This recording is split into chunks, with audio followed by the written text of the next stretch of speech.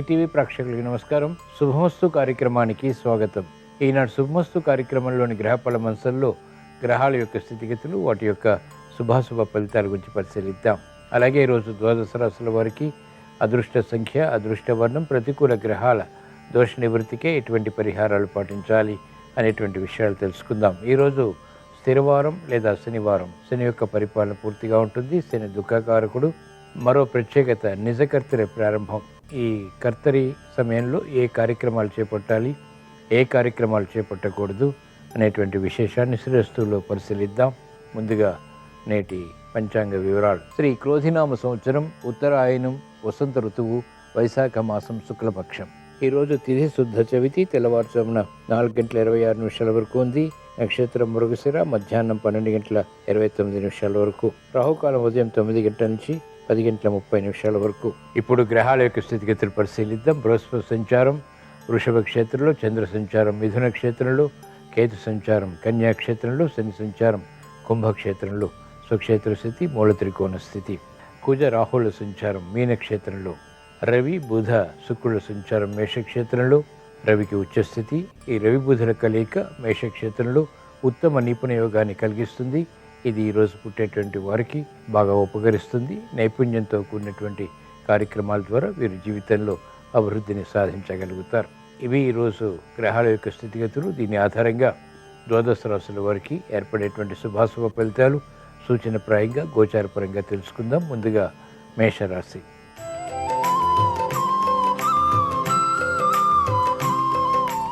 ఈరోజు మేషరాశి వారి ఫలితాలు పరిశీలించినట్లయితే ఆర్థిక విషయాలు అనుకూలిస్తే స్థిరమైనటువంటి కార్యాచరణ ద్వారా మెరుగైనటువంటి అవకాశాలు పొందగలుగుతారు. ఆధిక్యత పెరుగుతుంది, పట్టుదల పెరుగుతుంది. గతంలో చేయలేనటువంటి కార్యక్రమాలు ఇప్పుడు పూర్తి చేసి విజయాలు సాధించగలుగుతారు. క్రమశిక్షణతో కూడినటువంటి కార్యాచరణ మహిళలకు లాభిస్తుంది. విద్యార్థులకి గతంలో చేపట్టలేనటువంటి కార్యక్రమాలు ఇప్పుడు చేపట్టి విజయవంతం చేసుకుని ఆధిక్యతని సాధించగలుగుతారు. వ్యాపారంగం వారికి పోటీతత్వం ఉన్నప్పటికీ కార్యక్రమాల్లో అంతిమ విజయాలు సంతృప్తిని కలిగిస్తాయి. న్యాయవాద వృత్తి వారికి వృత్తిపరమైనటువంటి వ్యవహారాల్లో ఆధిక్యత ఉంటుంది. మెరుగైనటువంటి అవకాశాలు వైద్య వృత్తి వారు పొందగలుగుతారు. ఈరోజు మేషరాశి వారు ప్రతికూల ప్రభావాన్ని దూరం చేసుకుని లేదా ఎదుర్కొని అనుకూలంగా మరల్చుకుని ఇంకా మంచి విజయాలు సాధించడానికి ఈశ్వర ఆరాధన, ఈశ్వర స్మరణ, ఈశ్వరాభిషేకం వంటి ప్రక్రియలు ఉపకరిస్తాయి. ఈరోజు మేషరాశి వారి అదృష్ట సంఖ్య 1. ఈరోజు మేషరాశి వారి అదృష్ట వర్ణం తెలుపు.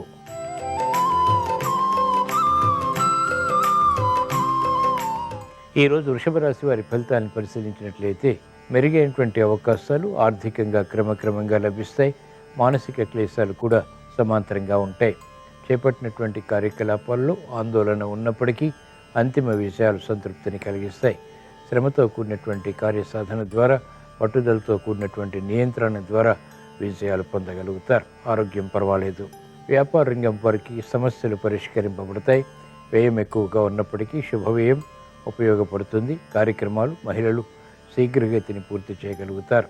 ఆర్థిక సంబంధిత కార్యకలాపాల్లో న్యాయవాద వృత్తి వారికి మంచి అవకాశాలు లభిస్తాయి. వైద్య వృత్తి వారికి పరోక్ష విజయాలు సంతృప్తిని కలిగిస్తాయి. వ్యవసాయ రంగం వారికి అనుకూలత కొనసాగుతుంది. ఈరోజు వృషభ రాశి వారు ప్రతికూల ప్రభావాన్ని దూరం చేసుకుని లేదా ఎదుర్కొని అనుకూలంగా మరల్చుకుని ఇంకా మంచి విజయాలు సాధించడానికి శ్రీ వెంకటేశ్వర స్వామిని దర్శించడం, స్మరించడం, పూజించడం శ్రేయస్కరం. ఈరోజు వృషభ రాశి వారి అదృష్ట సంఖ్య 8. ఈరోజు వృషభ రాశి వారి అదృష్ట వర్ణం నలుపు.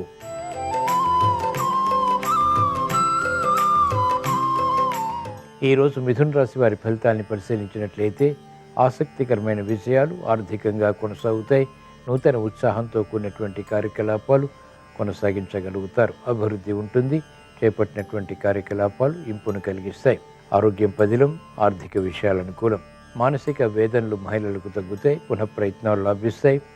వేగవంతమైనటువంటి విజయాలు ఆర్థికంగా వ్యాపార రంగం వారికి విజయాలకి దోహదపడతాయి. కార్యక్రమ నిర్వహణలో నైపుణ్యం క్రీడారంగం వారు ప్రదర్శించగలుగుతారు. సినీ రంగం వారికి ఆకస్మిక విజయాలు ఆర్థికంగా బలాన్ని కలిగిస్తాయి. విద్యార్థులకి శుభ పరిణామాలు చోటు చేసుకుంటే వ్యవసాయ రంగం వారికి ప్రోత్సాహం కొనసాగుతుంది. ఈరోజు మిథున రాశి వారు ప్రతికూల ప్రభావాన్ని దూరం చేసుకుని లేదా ఎదుర్కొని అనుకూలంగా మరల్చుకుని ఇంకా మంచి విజయాలు సాధించడానికి శ్రీకృష్ణ పరమాత్మని దర్శించడం, స్మరించడం, పూజించడం శ్రేయస్కరం. ఈరోజు మిథున రాశి వారి అదృష్ట సంఖ్య 8. ఈరోజు మిథున రాశి వారి అదృష్ట వర్ణం నీలం.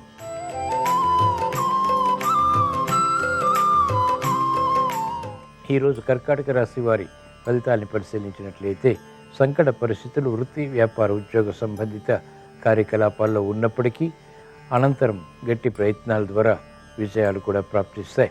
శ్రమతో కూడినటువంటి కార్యక్రమ నిర్వహణ తద్వారా విజయాలు కూడా సంతృప్తిని కలిగిస్తాయి. మానసిక వేదనలు క్రమక్రమంగా మహిళలకు తగ్గుతాయి. విద్యార్థులకి సూక్ష్మత పెరుగుతుంది. గతంలో కన్నా మెరుగైనటువంటి వాతావరణం విద్యాపరంగా బలాన్ని కలిగిస్తుంది.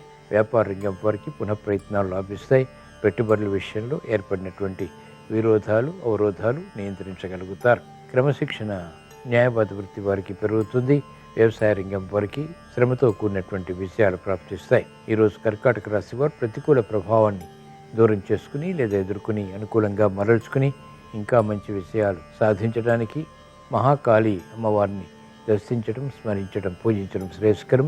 ఈరోజు కర్కాటక రాశి వారి అదృష్ట సంఖ్య 2. ఈరోజు కర్కాటక రాశి వారి అదృష్ట వర్ణం పసుపు.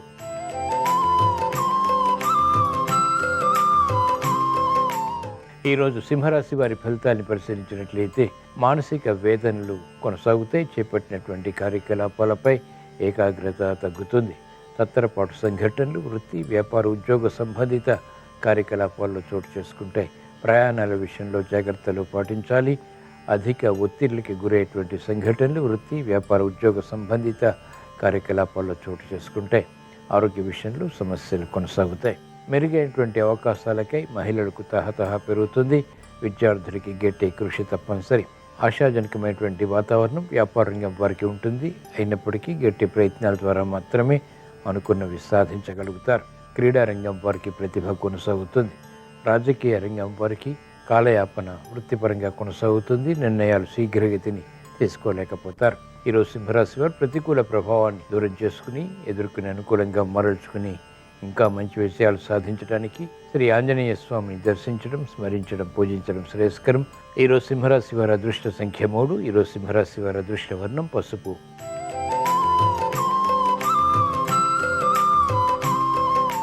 ఈరోజు కన్యారాశి వారి ఫలితాన్ని పరిశీలించినట్లయితే మానసిక క్లేశాలు కనుమరుగవుతాయి. ప్రశాంతత పెరుగుతుంది. స్థిరచిత్తంతో కార్యాచరణ కొనసాగించగలుగుతారు. గృహ విషయాలు అనుకూలం.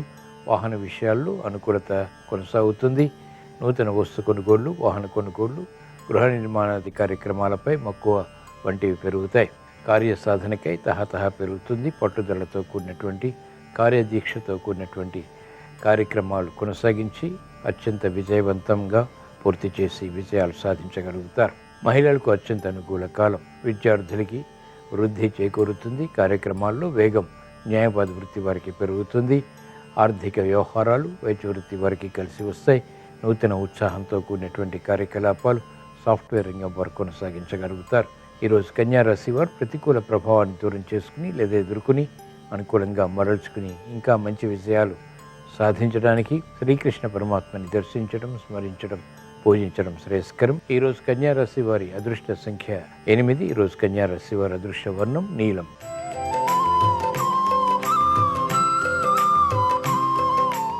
ఈరోజు తులారాశి వారి ఫలితాన్ని పరిశీలించినట్లయితే ఆందోళన ఆర్థికంగా కొనసాగుతుంది. పిల్లల విషయంలో శ్రద్ధ తప్పనిసరి. కుటుంబ పరిస్థితుల్లో విమర్శలు కొనసాగుతాయి. చేపట్టినటువంటి కార్యకలాపాలపై ఏకాగ్రత తగ్గుతుంది.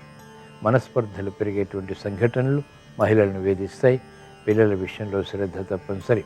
ఆశించినటువంటి ప్రయోజనాలు అనుకున్న విధంగా పొందలేకపోతారు. వ్యాపార రంగం వారికి ఆర్థిక విషయాల్లో ఆచితూచి వ్యవహరించాల్సినటువంటి సమయం ఇది. గందరగోళ పరిస్థితులు న్యాయవాద వృత్తి వారికి ఉంటాయి. చేపట్టినటువంటి కార్యకలాపాలపై విముఖత వైద్య వృత్తి వారికి కొనసాగుతుంది. వ్యవసాయ రంగం వారికి శ్రమ అధికమవుతుంది. సాఫ్ట్వేర్ రంగం వారికి అభద్రతా భావం పెరుగుతుంది. ఈరోజు తులారాశి వారు ప్రతికూల ప్రభావాన్ని దూరం చేసుకుని లేదా ఎదుర్కొని అనుకూలంగా మరల్చుకుని ఇంకా మంచి విజయాలు సాధించడానికి శ్రీ వెంకటేశ్వర స్వామిని దర్శించడం, స్మరించడం, పూజించడం శ్రేయస్కరం. ఈరోజు తులారాశి వారి అదృష్ట సంఖ్య 5. ఈరోజు తులారాశి వారి అదృష్ట వర్ణం ఆకుపచ్చ.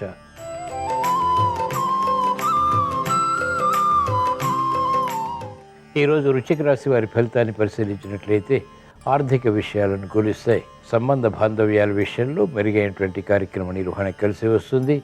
శత్రువులు మిత్రులు అవుతారు. ఆధిక్యతతో కూడినటువంటి కార్యక్రమాలు కొనసాగించి అనుభవజ్ఞానంతో కూడినటువంటి విజ్ఞతతో విజయాలు సాధించగలుగుతారు. స్నేహితుల ద్వారా లబ్ధి చేకూరుతుంది. సవ్యమైనటువంటి ఆలోచన పద్ధతితో కూడినటువంటి విధి విధానాలు విద్యార్థులకు ఉపకరిస్తాయి. కార్యక్రమ నిర్వహణలో నైపుణ్యం మహిళలు ప్రదర్శించగలుగుతారు. ఆకస్మిక చిక్కులు, సమస్యలు న్యాయవాద వృత్తి వారికి పరిష్కరింపబడతాయి. వైద్య వృత్తి వారికి పురోగవృద్ధి ఆర్థికంగా వృత్తిపరంగా కొనసాగుతుంది. వ్యవసాయ రంగం వారికి ప్రోత్సాహం ఉంటుంది. చేపట్టినటువంటి కార్యకలాపాలు సమయానికి కలిసి వస్తాయి. ఈరోజు వృశ్చిక రాశి వారు ప్రతికూల ప్రభావాన్ని దూరం చేసుకుని లేదా ఎదుర్కొని అనుకూలంగా మరల్చుకుని ఇంకా మంచి విషయాలు సాధించడానికి శ్రీ ఆంజనేయ స్వామిని దర్శించడం, స్మరించడం, పూజించడం శ్రేయస్కరం. ఈరోజు వృశ్చిక రాశి వారి అదృష్ట సంఖ్య 6. ఈరోజు వృశ్చిక రాశి వారి అదృష్ట వర్ణం తెలుపు.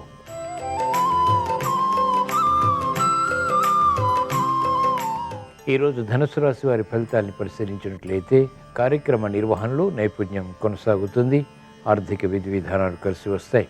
ధైర్యంతో కూడినటువంటి కార్యక్రమాల ద్వారా ఆశించినటువంటి ప్రయోజనాలు సాధించగలుగుతారు. ఆకస్మిక చిక్కులు, సమస్యలు ఆర్థిక పరంగా కొనసాగుతాయి. మానసిక క్లేశాలు క్రమక్రమంగా నియంత్రించగలుగుతారు. స్థిరాస్తి విషయాల్లో కీచులాటలు ఉంటాయి, అయినప్పటికీ పరిష్కరించుకోగలుగుతారు. మహిళలకు ప్రాధాన్యతతో కూడినటువంటి నిర్ణయాలు, స్వతంత్రంతో కూడినటువంటి కార్యాచరణ కలిసి వస్తుంది. మంచి అవకాశాలు విద్యార్థులు సద్వినియోగపరచుకోగలుగుతారు. న్యాయవాద వృత్తి వారికి అనుకూలం. ఈరోజు ధనుసు రాశి వారు ప్రతికూల ప్రభావాన్ని దూరం చేసుకుని లేదా ఎదుర్కొని అనుకూలంగా మరల్చుకుని ఇంకా మంచి విషయాలు సాధించడానికి శ్రీ వెంకటేశ్వర స్వామిని దర్శించడం, స్మరించడం, పూజించడం శ్రేయస్కరం. ఈరోజు ధనుసు రాశి వారి అదృష్ట సంఖ్య 3. ఈరోజు ధనుసు రాశి వారి అదృష్ట వర్ణం పసుపు.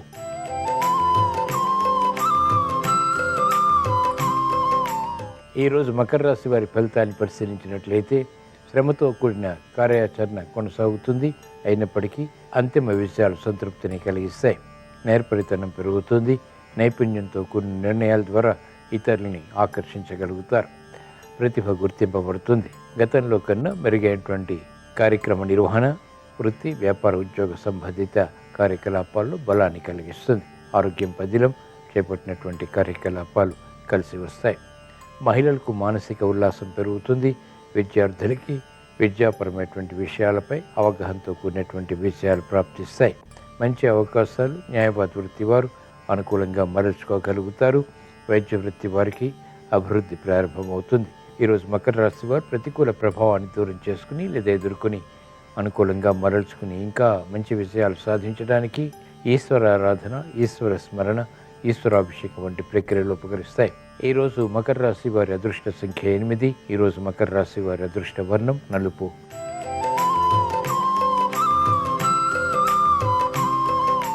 ఈరోజు కుంభరాశి వారి ఫలితాన్ని పరిశీలించినట్లయితే ఆర్థిక విషయాల్లో ఆందోళన ఉంటుంది. చేపట్టినటువంటి కార్యకలాపాలపై పట్టు బిగించలేకపోతారు. సమర్థత తగ్గుతుంది. ఆశించినటువంటి ప్రయోజనకర కార్యక్రమ నిర్వహణ ఆలస్యంగా పూర్తి చేయగలుగుతారు. శ్రమ అధికమవుతుంది. చేపట్టినటువంటి కార్యకలాపాలు పదే పదే చేయవలసినటువంటి ఆవశ్యకత ఉంటుంది. మహిళలకు ఆరోగ్య విషయంలో జాగ్రత్తలు పాటించవలసినటువంటి సమయం ఇది. ఆకస్మిక చిక్కులు, సమస్యలు ఆరోగ్యపరంగా, ఆర్థిక పరంగా చేకూరుతాయి. విద్యార్థులకి ధీశక్తి పెంపొందింప చేసుకోవాల్సినటువంటి కాలం ఇది. అభివృద్ధి కార్యక్రమాల్లో ఆటంకాల్ని సాఫ్ట్వేర్ రంగం వారు క్రమక్రమంగా ఎదుర్కోగలుగుతారు. మానసిక చిరాకులు ప్రబలమవుతాయి. ఈరోజు కుంభరాశి వారు ప్రతికూల ప్రభావాన్ని దూరం చేసుకుని లేదా ఎదుర్కొని అనుకూలంగా మరల్చుకుని ఇంకా మంచి విషయాలు సాధించడానికి శ్రీ మహావిష్ణువుని దర్శించడం, స్మరించడం, పూజించడం శ్రేయస్కరం. ఈరోజు కుంభరాశి వారి అదృష్ట సంఖ్య 8. ఈరోజు కుంభరాశి వారి అదృష్ట వర్ణం నీలం.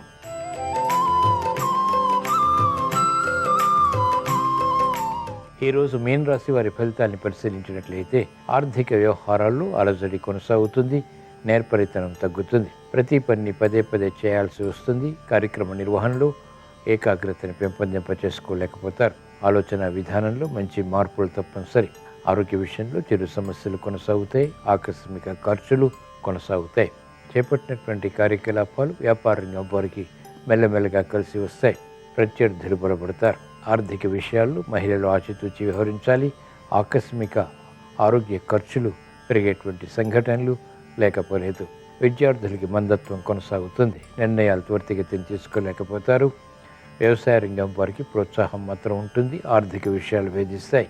ఈరోజు మీన రాశి వారు ప్రతికూల ప్రభావాన్ని దూరం చేసుకుని లేదా ఎదుర్కొని అనుకూలంగా మరల్చుకుని ఇంకా మంచి విజయాలు సాధించడానికి మహాకాళి అమ్మవారిని దర్శించడం, స్మరించడం, పూజించడం శ్రేయస్కరం.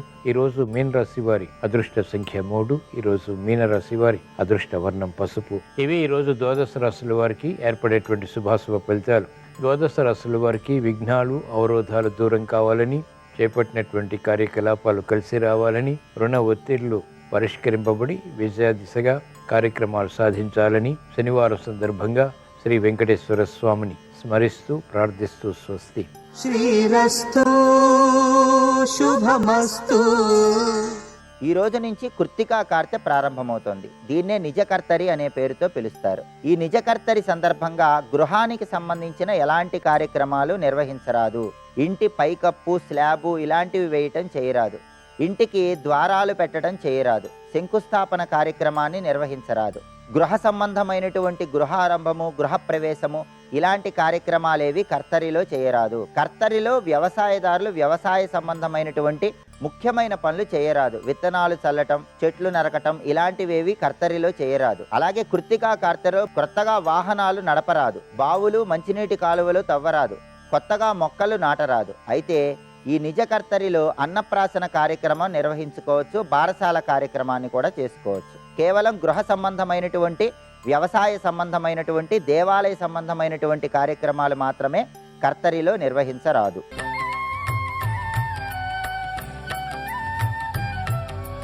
కండాలను పాపాలను కడిగి వేయగా, ముక్తి నదిని 3 మునకలే చాలుగా.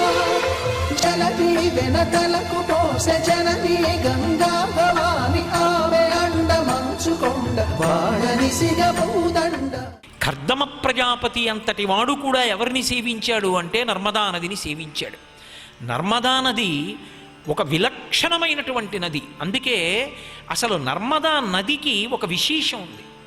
నర్మదా ప్రవహించడమే ఎక్కడ ప్రవహిస్తుంది అంటే ఈ దేశంలో జ్ఞానం కోసం వెళ్ళేవాళ్ళు, జ్ఞానం పొంది వచ్చేవాళ్ళు వీళ్ళందరూ ఎక్కడ కలుసుకోవాలో అక్కడ నర్మద ప్రవహిస్తుంది.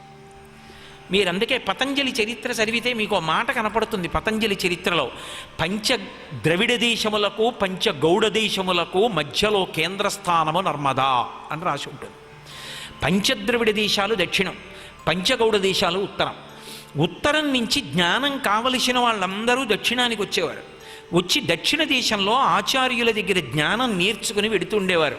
వీళ్ళందరూ ఎక్కడ కలుసుకునేవారు అంటే నర్మదా నది ఒడ్డున ఉన్నటువంటి ఒక పెద్ద రావి చెట్టు దగ్గర కలుసుకుంటూ ఉండేవారట. ఒకప్పుడు ఆదిశేషుడు పతంజలి రూపంలో వచ్చాడు ఈ లోకంలోకి. పరమేశ్వరుడు యొక్క తాండవం చూడాలని చిదంబరం వెళ్ళాడు. చిదంబరం వెడితే పరమశివుడు తాండవం చేస్తున్నాడు. అందరూ తాండవంలో సహకారం చేస్తున్నారు. ఒకడు మధ్యలో వాయిస్తున్నాడు, ఒకడు వీణ వాయిస్తున్నాడు, ఒకడేదో తప్పెట వాయిస్తున్నాడు. ఈయన ఆదిశేషుడు పాము రూపంలో ఉంటాడు 1000 పడగలతో. కాబట్టి ఆయన ఏం చేస్తాడు, ఆయన అలా నిలబడ్డాడు. మీరు ఇప్పటికీ కాంచీపురం వెడితే ఏకాంబరేశ్వరుడి దేవాలయంలో దర్శనం చేసుకుని బయటికి వచ్చేసిన తరువాత చంద్రఘంట విష్ణువు అని ఉంటారు. తాపం పొందినటువంటి విష్ణువు పరమశివుడికి దగ్గరగా ఉండి ఉపశాంతి పొందినటువంటి రూపం. అటువంటి రూపాన్ని ఆళ్వారులు కూడా సేవించి కీర్తించారు ఆ రూపాన్ని. ఆయన పక్కనే ఆ లోపలి ప్రాకారంలో ఒక పెద్ద గది ఉంటుంది. ఆ గది లోపలికి వెడితే నటరాజస్వామి దేవాలయం ఉంటుంది. అపురూపమైన నటరాజమూర్తి, పెద్ద మూర్తి ఉంటుంది. దాని వెనక గోడ మీద గీసి ఉంటుంది చిత్తరు. మీరు చూస్తే 2 నిలబడి ఉంటారు. మిగిలిన వాళ్ళందరూ తాండవానికి సాయం చేస్తారు, వీళ్ళిద్దరే సాయం చేయరు. ఒకడు పతంజలి, ఒకడు వ్యాఘ్రపాదుడు. పతంజలి కిందంతా పాము శరీరం, పైన మనిషి శరీరం, మనిషి తల. వ్యాఘ్రపాదుడు కిందంతా పెద్ద పులి శరీరం, తల మనుష్యుని యొక్క తల. వీళ్ళిద్దరూ తాండవంలో ఏం సాయం చేయరు, అలా చూస్తూ ఉంటారు శివతాండవాన్ని. ఒకప్పుడు విఘ్నేశ్వరుడు వెటకారం ఆడాడు. మేమందరం ఏదో ఒక ఉపకారం చేస్తాం, నువ్వేం చేస్తావు అన్నాడు ఆదిశేషుణ్ణి. పతంజలిగా వస్తే నేనేం చేస్తానా, మీరు పక్కన నిలబడి వాద్యఘోష చేస్తున్నారు, నేనేం చేస్తానో చూడండి అని ఒక్క దూకు దూకి పరమశివుడి పాదానికి చుట్టుకున్నాడు. పాదానికి అందేయ్యాడు ఆయన తాండవం చేస్తుంటే. ఆయనకు కోరిక పుట్టింది పతంజలికి, వ్యాకరణానికి మహాభాష్యం రచించాలి అని. భాష్యం అంటారు, ఒక్క వ్యాకరణ భాష్యం మహాభాష్యం. మూకశంకరులు వర్ణన చేస్తారు కూడా మహాభాష్య వ్యాఖ్య అని. ఆ మహాభాష్య రచన చేశాడు. చేసి చిదంబరంలో ఉండేవాడు ఆయన. ఉండి 1000 పడగలు కదూ ఆదిశేషుడికి, ఆదిశేషుడే కదూ పతంజలిగా వచ్చాడు. శిష్యులకి చెప్పకపోతే విద్యకి పూర్ణత్వం ఎక్కడుంటుంది? అందుకని 1000 మంది శిష్యుల్ని పిలిచి వ్యాకరణానికి భాష్యం నేర్పుతున్నాడు. 1000 మంది ఒక స్థాయిలో ఉండరుగా అందులో వ్యాకరణం అంటే అంత తొందరగా అర్థం కాదు, చాలా జాగ్రత్తగా తలకాయ పెట్టి వినాలి. 1000 మంది శిష్యుల్ని ఎదురుగుండా కూర్చోబెట్టుకునేవాడు, తను ఇటు కూర్చునేవాడు. కానీ తను ఆదిశేషుడిని వాళ్ళకి తెలియకూడదు, అందుకని మధ్యలో తెర కట్టించేవాడు, తెర వెనక ఉండేవాడు. 1000 మంది శిష్యులు ఏ ప్రశ్న ఎవరెవరు అడుగుతున్నా 1000 ముఖాలతో ఒకసారే సమాధానం చెప్పేవాడు. ఒక నియమం, ఎవరైనా నేను పాఠం చెప్తున్నప్పుడు నా అనుమతి తీసుకోకుండా బయటికి వెళ్ళిపోతే వాడు బ్రహ్మరాక్షసుడు అవుతాడని శాపం పెట్టాడు. బ్రహ్మరాక్షసుడు అంటే ఎవరు అంటే వేదవేదాంగములు చదువుకుని కూడా పరుల యొక్క ద్రవ్యాన్ని దొంగిలించడానికి సిద్ధపడిన వాడు ఎవరుంటాడో వాడు ఉత్తర జన్మలలో బ్రహ్మరాక్షసుడు అవుతాడు. అటువంటి బ్రహ్మరాక్షసుడు అవుతాడు నా అనుమతి లేకుండా పాఠం వినకుండా బయటికి పోయేవాడు ఉంటే. ఎవరి క్లాస్ రూమ్ విడిచిపెట్టి బయటికి వెళ్ళేవాడు ఎవడు? అందరూ పాఠం వినేవారు.